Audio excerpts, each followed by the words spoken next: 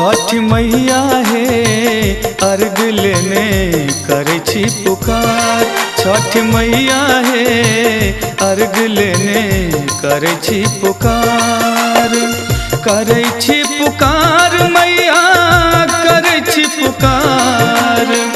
करे छी पुकार मैया करे छी पुकार। प्राण मैया हे सूप लेने जल में छिठार।